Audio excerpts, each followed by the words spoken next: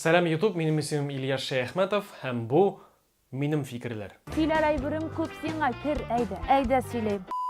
Гади кич мин гадәттәгечә өйгә кайттым, ял итәм, интернетта утырам. Һәм бер төркемдә мондый постка тап булдым. Здравствуйте, хотела получить немного инфо о никахе, за какое время нужно подходить в мечеть, кому. И могу ли я одна подойти, что нужно подготовить, сколько платили и кому? Спасибо за ответы. Әйтерсез, нәрсәсе бар? Кемдер ярдәм сорый, никах җаваплы эш. Дөрес, килешәм. Ләкин гомер булмаганны мин комментарийларга кирдем, бәлки нәрсәдер белән ярдәм итә алам. Һәм монда ни иларга, ни көлдергә белмәссең. Бергәләп укыйк. Аңлаешлы булсын өчен сорау бирүчене мин билгеләп куйдым. Сходите в мечеть заранее и узнаете. Хотелось послушать людей, прошаренных в этой теме. Так просто ездить у меня нет времени. Как это так просто? Я без понятия даже к кому подходить и до скольки они работают. Разве это какое-то выдающееся мероприятие? Просто формальность, ничего более. Где будет никах? Если сами не сможете, пусть ходят близкие ваши. Это ведь не за семками сходить. А зачем вам тогда эта формальность? Плюньте, для меня никах был важнее свадьбы. Вопрос, для чего вам это? С вашей стороны звучит как никах. Ну не знаю, для татар вроде как важное мероприятие. Зачем оно вам тогда? Для галочки? Откажитесь. Повторюсь, для моих родителей, мне без разницы на этот никах. В основные подробности вдаваться не буду, просто буду ждать юзеров, которые просто ответят на вышеперечисленные вопросы. Какое-то выдающееся мероприятие, просто формальность. Вы с ума сошли, что ли? Вы серьезно? Для татар? А вы, простите, кто? То же самое, что и венчание для русских, свадьба перед Богом. Смысл это делать, если это не имеет значения для вас? Күрәсезме, дуслар? Рус кешеләре никахның мөһимлеге хакында һәм аның мәгънәсе турында аңлаталар. Халкыбызның шушы адашкан баласын рухи гарип дими, ни дисең? Нәкъ менә әлеге туташ кебекләр милләтебезнең абруен төшерәләр. Динебезгә карата тискәре караш уяталар. Әлбәттә, бу кәләшнең никахның ни икәнен аңламавында, гаилә коруның бары тик исерткечле туй, балдаклар алмашу дип кенә кабул итүендә әти-әниләр гаепле.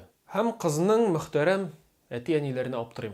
Балаларын телсез, имансыз итеп үстергәч, ни нәрсәгә дип никах укытуны шарт итеп куялар сыңалар. Һәм ни өчен кыз бала никахны гап-гади йола һәм формальность дип белә. Никахның Аллаһ Тәгалә тарафыннан куелган канун икәнен, аны үтәү кыз баланың намусын саклавын, сабыйларның бары тик никахта туарга тиешлеген, никахсыз яшәүнең зина икәнлеген ник аңлатмаганнар. Ә бит балаларны никахлы итү ата-ананың хакы, бурычы икәнлеген беләләрдер. Яисә кеше ни әйтер дип кенә кыз әйтмешли формальность үтәп азапланулары микән. Кайбер әти-әниләр кызларын кияүгә рус егетенә биргәндә дә никах укытуны шарт итеп куялар. Иң гаҗәбе, мондый никахны укучы дин әһелләре һәр вакыт табылып тора. Башына түбәтәй киеп утырган икән дип кенә урыс кияү бер кашан да дуга да укый башламаячак, намазга да басмаячак. Монысы үзе бер аерым тема, моңа кирип китмибез. Тормышымнан бер мисал китерәс килә сезгә. Гадәттә ничек була? Кемнәндер ишетәсең, бер танышың өйләнергә җыена. Һәм башка танышыңнан аның хәлләрен белешәсең. Ну, ничек алар өйләнделәрме соң әле? Нет уж, ты чё, у них никак же только. Монсы беренче чирак, һәм икенчесе, да, и чё, они развелись, что ли? Да нет, они же не женились, у них никах только был. Миңа калса, мондый әңгәмәләр күбебезнең булганы бардыр. Һәм кемдер хәзер үзен таныды. Дуслар, нәтиҗә ясыйк. Никах ул балдаклар бирешү. Туганнарың, дусларың белән рәхәтләнеп ашап эчеп утыру. Яисә мәчеткә барып дуга кылу гына түгел. Беренче чиратта бу Аллаһ Тәгалә алдында вәгъдә бирү. Һәм әлбәттә дөньяда төрле хәлләр була. Кайбер парлар бик матур булсалар да, нигәдер яшәп китә алмыйлар. Һәм бу һәр гаиләнең үзенең эше. Ләкин мин бу видео аша яшьләргә мөрәҗәгать итәсем килә.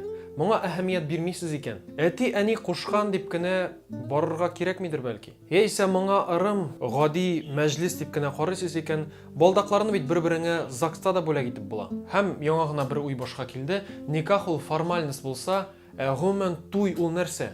Бу кафеларда утыру, ЗАГСка бару, бер-береңә балдак бүләк итү, чәчәкләр ату. Бик кызганыч, бик кызганыч, бик кызганыч, бик кызганыч. Ничә тапкыр әйттем? Яшьтәшләр, уйланыйк әле бераз. Минем белән килешәсез икән, зинһар өчен әлеге видеога YouTube шилтәрендә лайк куйгыз һәм дусларыгызга җибәрегез. Бер яки ике кеше бу видеоны караганнан соң уйланса, димәк мин юкка гына тырышмаганмын. Әнде минем белән килешмәүчеләр булса, яисә берәр тәнкыйть сүзен җиткерергә теләүче кеше булса, сезнең фикерләрегезне шулай ук мин комментарийларда күрергә шат булачакмын. Игътибарыгыз өчен рәхмәт.